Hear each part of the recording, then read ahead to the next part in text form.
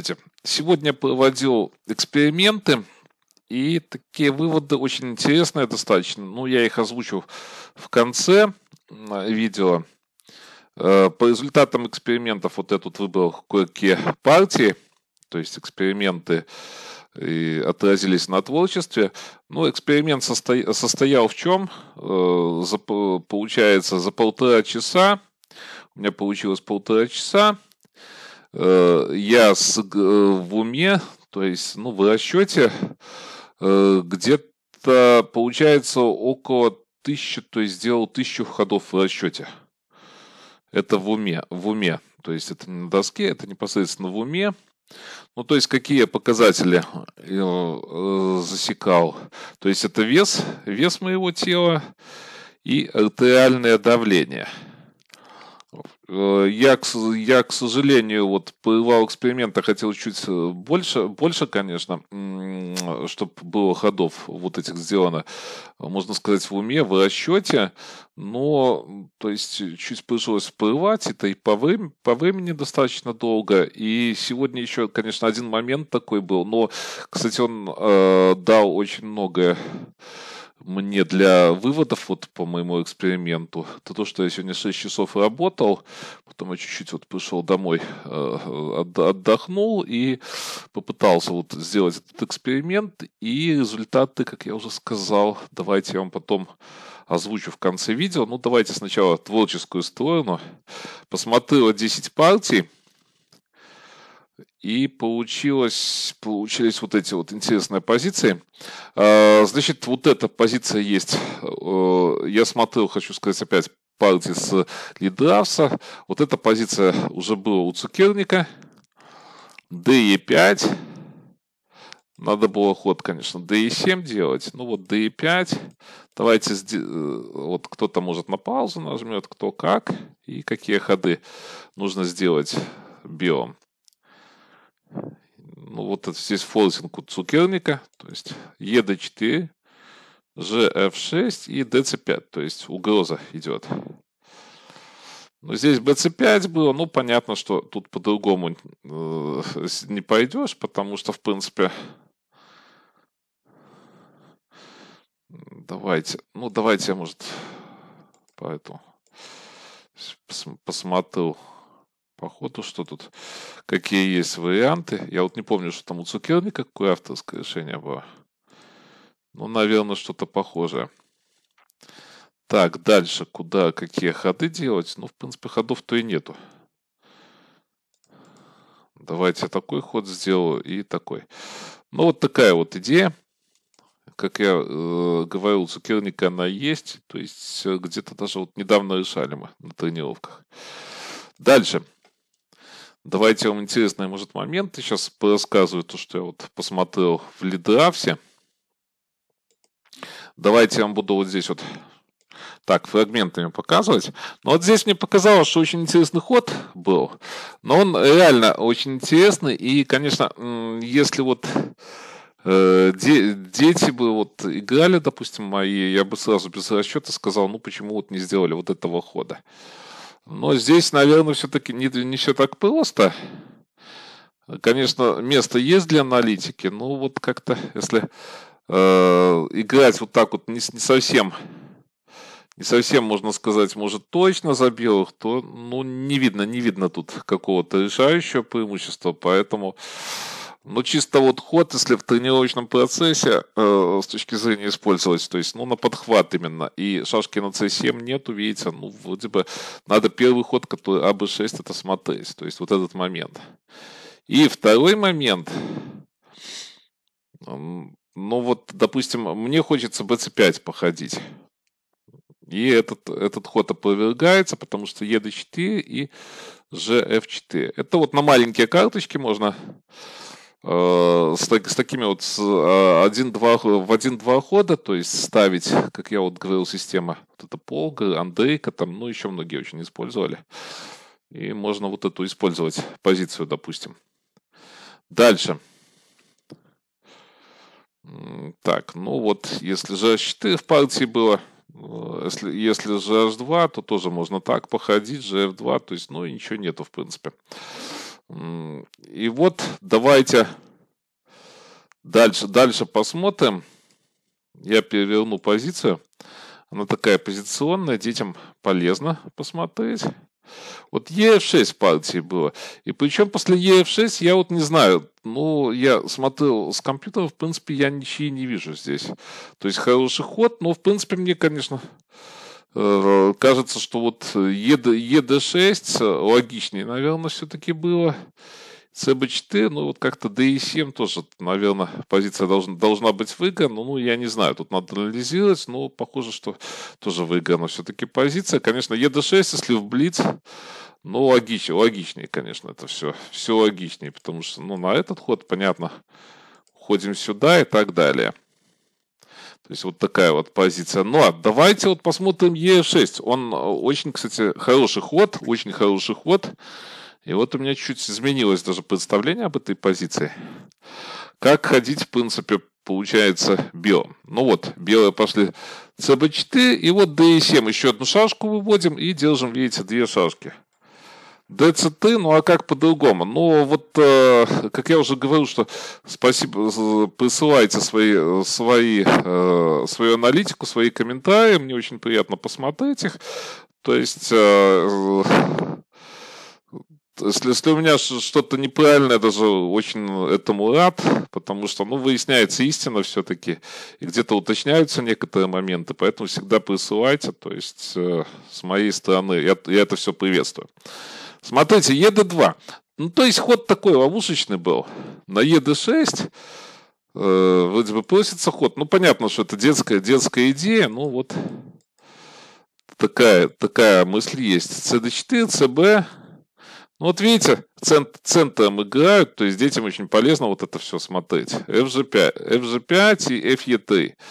Здесь опять, если вот CD4 меняются, то надо, наверное, ход GH4, как я вот посмотрел, делать. И здесь я вот ничьи, кстати, не вижу. DCT, DE5 и так далее. Тут выиграно получается. На GH, естественно, мы нападаем CD4. То есть темпа нету хороших ходов. И здесь на FE3, тут DE5, естественно, ну вот центр. Такая вот позиция. Здесь в партии был FE3, бой, GF4, GF2, ну и CD4, естественно, отдали, ну и так далее. Тут выиграли они. Вот такая вот получилась интересная позиция, то есть можно показывать как игру центром, вот с этого момента вообще можно как игру центром показывать, то есть, ну, детям она полезна будет. Детям, ну и старшим, я думаю, она будет полезна. Так, вот следующая позиция, давайте я опять переверну, она достаточно интересная. Ну вот здесь сразу... Пошли так, и я, честно говоря, думаю, что это не сильнейший ход. С одной стороны, все логично. Здесь, кстати, наверное, флаг, я так чувствую, упал. Вот здесь вот где-то флаг упал. ED6 и так далее. Здесь, кстати, получилось... Если получилась вот такая вот позиция... Ну, то есть, тут еще бы, наверное, проблемы были. Это я уже там анализировал дальше. Где-то здесь вот флаг упал. Но я вот думаю, что EF2, скорее всего, ход выиграл. Похоже, вот по аналитике, допустим, EF6, и вот таким образом вот закрываемся. То есть, у меня уже где-то было не так давно видео на эту тему. На тему вот этой позиции именно конкретно, видите, то есть, если можно тоже на расчет давать, видите, тут самозажим идет такой вот.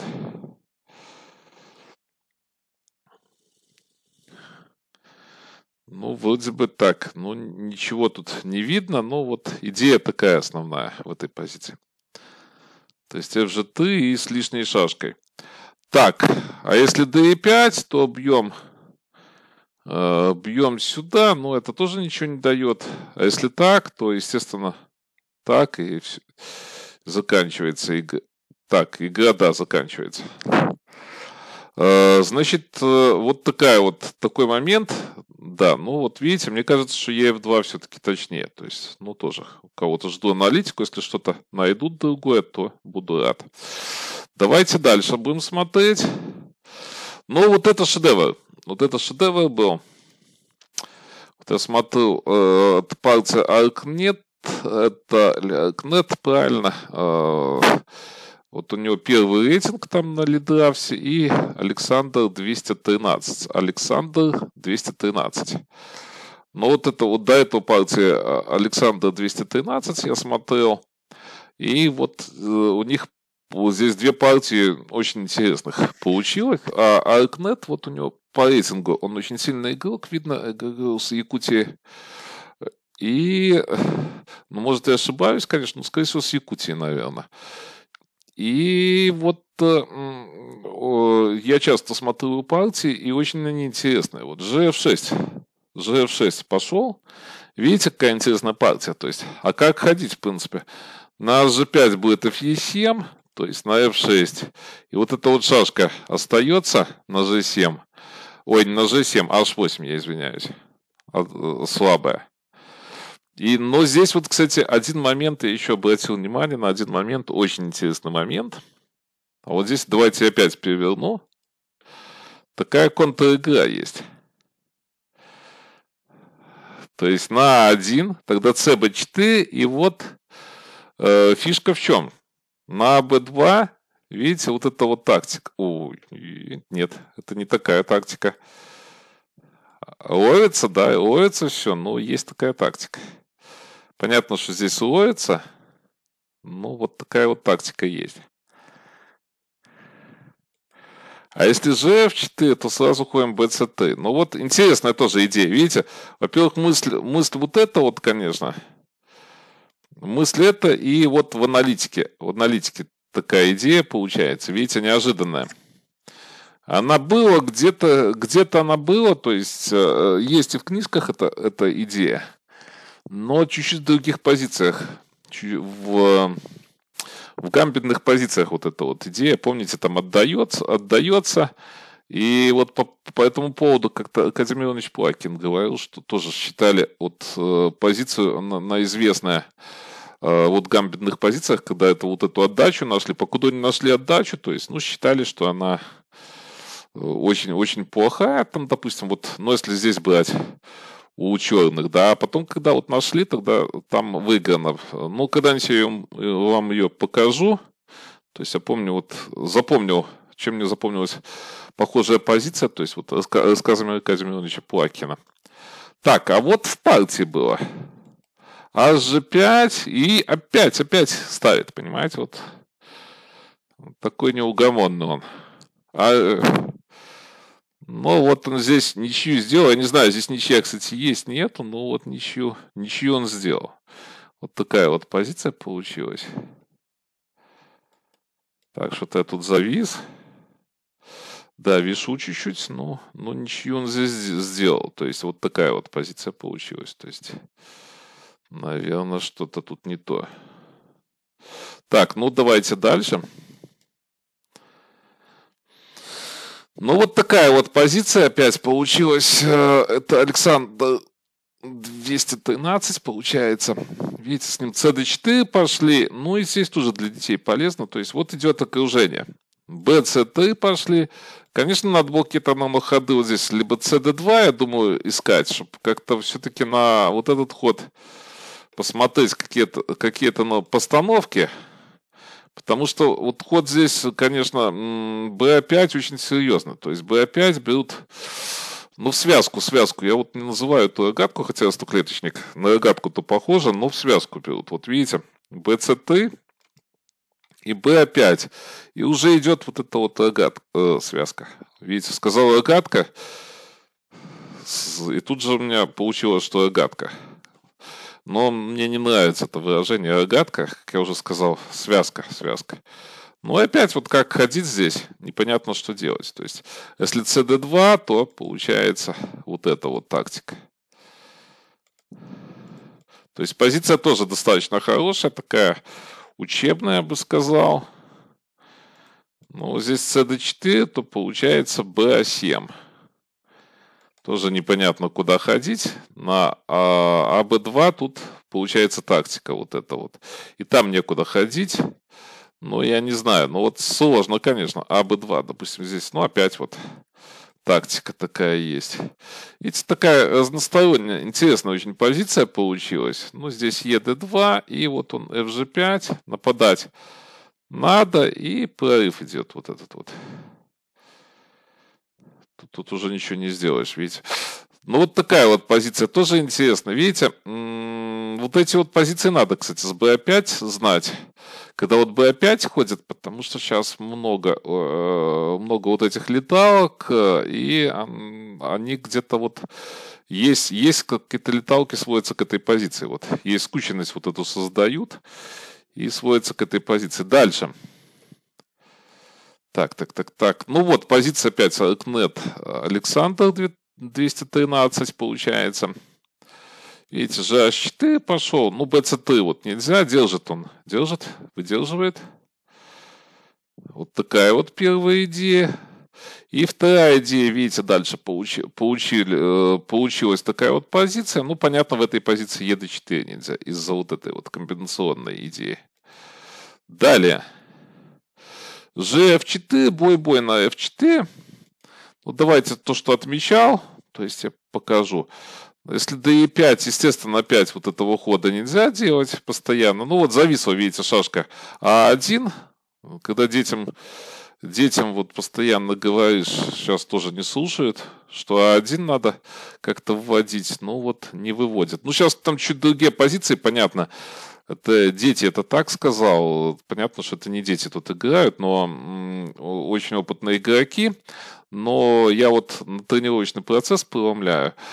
Конечно, раньше мы вот старались избавиться от этой шашки, потому что вот я помню, было пару партий и в журнале шашки, то есть старых еще в Советском Союзе, когда вот реализовывали эту шашку. Ну, сейчас же, во-первых, леталки, позиции совершенно другие, поэтому, то есть, наверное, вот именно надо учить каких-то младших детей, у которых еще и жеребьевка с первым ходом, ну и еще без жеребьевки вообще идет. Игра без жеребьевки идет. Поэтому с этой точки зрения, наверное. Ну вот есть какие-то моменты, видите. То есть лежащие, ну опять вот. Ну, здесь ладно, это я не буду показывать, что-то я тут анализировал, не то. Но вот это вот дальше интересная позиция достаточно была. HG5 было. Если бы вот BA7 было, BA7 есть логика в чем? Потому что вот этого хода, в принципе, делать нельзя, что впоследствии было. То есть, потому что вот этот ход идет, и здесь прыгано. А на E6... Вот получается, вот этот вот ход есть. И, в принципе, получается, есть такой момент, опять я уже повторяюсь, такой момент есть, что нету запасного темпа. Вот такой ход. Так, дальше. Что-то я тут анализировал. Давайте вот посмотрим, что я анализировал тут. Ну, вот такие вот позиции есть с жертвой шашки. Ну вот, смотрите, они ни к чему не ведут, потому что, ну, вот так вот не надо ходить, а вот CB6 и вот... Такая вот идея, в принципе, есть. Любопытная. Так, по ходу вот партии что было? BA7 надо как-то... ой, нет, BA7 как раз не надо. DE5 они пошли. А вот на BA7 как раз тут CD4. И вот уже надо шашку, скорее всего, отдавать. Вот эту вот шашку, видите, и без шашки получается позиция. А вот DE5, ну тоже, видите, Блиц... Очень сильные игроки играли, потому что в Блиц они, в принципе, рассчитывали. Видите, BC7 было в партии, ну вот такая вот. Где-то еще там что-то как-то там непонятно закончилось на флагах партии, но это мы уже не будем обсуждать. Нам главное творческая сторона. Вот давайте посмотрим, здесь FE3 было, а здесь если CD8, ну тоже вот получается такая позиция, видите. BC7 и шашка-то вот как раз вот это вот не сказалось. Почему? Потому что есть еще ход вот этот свободный. И вот здесь проводит и ничейная позиция. Так, посмотрим, что там дальше было. Да, все. Вот то, что я вам хотел показать. И дальше давайте я озвучу результаты. В принципе, я думал... Мозг ведь иногда перерабатывает, то есть и 20, и вот когда интенсивно идет работа, и 25 даже процентов всей энергии. Я что-то думал, вот 1,5 часа продолжался эксперимент, и говорю, 1000 ходов вот это в уме было, то есть 1000 ходов в расчете. Ну, в принципе, по показателям, по весу, вес остался 1 к 1. Вот вес, что удивительно, остался 1 к 1, а вот давление тоже практически 1 к 1. Но у меня было давление, ну, сегодня повышено, и вот, наверное, это на результатах эксперимента чуть моего отразилось. Давление было повышено, но оно осталось таким же, в принципе, после вот этого моего эксперимента. Хотя, возможно, я думал, что все-таки каким-то образом повысится. А вот момент такой, что голова, конечно, очень, очень устала. То есть тяжесть в голове, ну и очень сильная усталость появилась.